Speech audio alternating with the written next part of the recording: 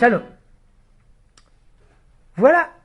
Je sais que le Machon Meir, en français Institut Lucien, que le Machon Meir est une yeshiva sioniste religieuse. Or, la religion doit être liée à de la politique. De plus, les fondateurs du mouvement sioniste tels que Herzl sont des véritables laïcs. Le but de ces anciens fondateurs était de créer un État comme les autres. Est-ce qu'on peut considérer Herzl comme un rachat, étant donné qu'il était prêt à se prostituer pour plaire aux nations? Et pour finir,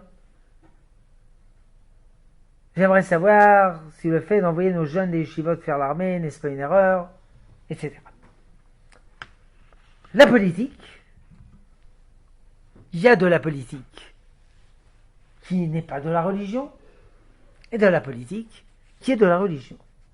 Il ne faut pas être extrémiste, ni là, ni là. Si monter en Israël, c'est de la politique, c'est de la religion. Parce que la Torah nous dit de monter en Israël. Si construire la terre d'Israël, c'est de la politique, alors nous sommes pour la politique, pour cette politique, car il y a dans la Torah une mitzvah de construire la terre d'Israël. Si aller à l'armée, c'est de la politique, alors nous faisons de la politique, car il est écrit à la Torah d'aller à l'armée. D'ailleurs, Moshe Rabbeinu était à l'armée, Yoshua ben Nun était à l'armée, Avraham était à l'armée, Yaakov également, David également, les Asmonéens également, Maosur, c'est l'armée. Sans armée, on se fait assassiner. Donc, aller à l'armée, si c'est de la politique, nous sommes pour cette politique. Mais évidemment, il y a des choses en politique qui ne nous concernent pas. Il est possible qu'après 2000 ans d'exil, on a oublié que la Torah nous a dit d'habiter en Eretz Israël. Petit oubli. Fâcheux.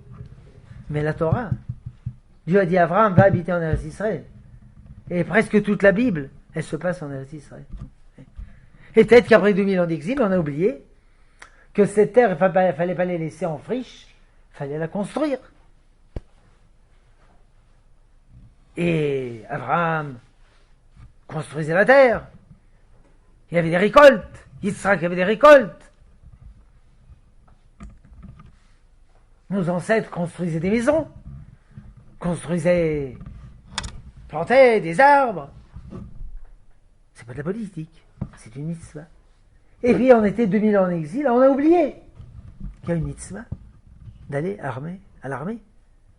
On ne s'aperçoit pas qu'il y a écrit sans cesse dans la Torah, Niben, Esrim, Shana, Vamala, un jeune au-dessus de l'âge de 20 ans, Kol Yotzet Sava Israël, tout un chacun qui va à l'armée. On a oublié.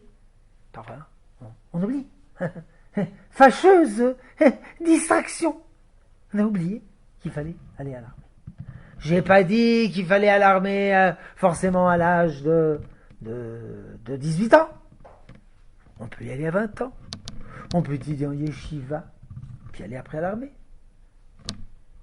Moi, dans la yeshiva où j'enseigne, il y a des élèves qui ont étudié à la yeshiva.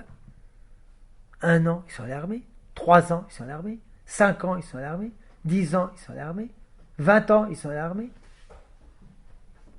Après 20 ans de yeshiva, ils sont allés à l'armée.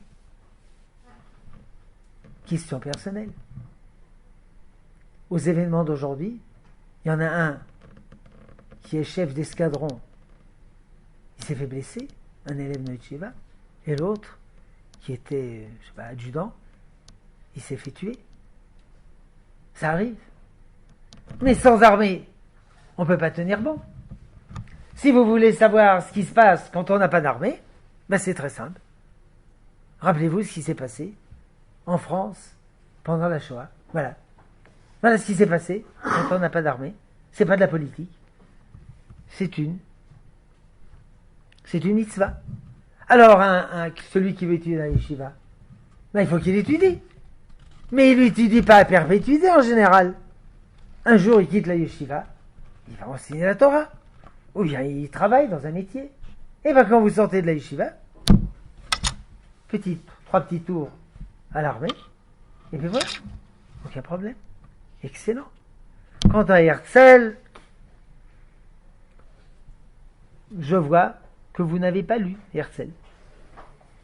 Il ne voulait pas créer un État comme les autres. Erreur. Il voulait créer un État juif. Si vous étiez allemand, j'aurais pas compris la question. Parce qu'en allemand, son livre s'appelle Judenstaat, le pays, l'État des Juifs. Mais en français, c'est l'État juif.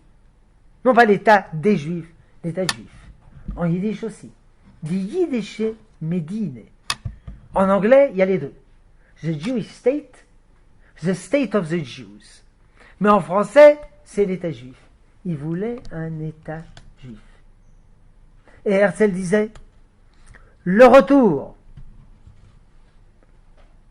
au peuple juif précède le retour à la foi juive. Ce n'était pas un rachat, ce n'était pas quelqu'un qui voulait un État comme les autres. Mais en tout cas, quel rapport? Si je ne m'abuse, au Maron Meir, on n'étudie pas les écrits de Herzl. Jamais entendu ça.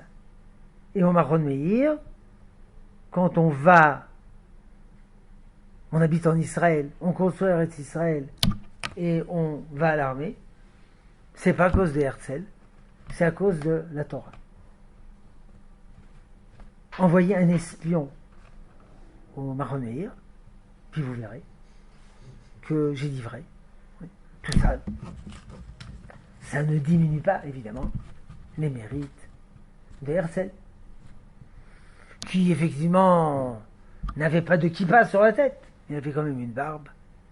Et puis, c'était quelqu'un qui s'est dévoué pour le peuple juif, qui aimait beaucoup le peuple juif. Mais ce n'est pas notre propos.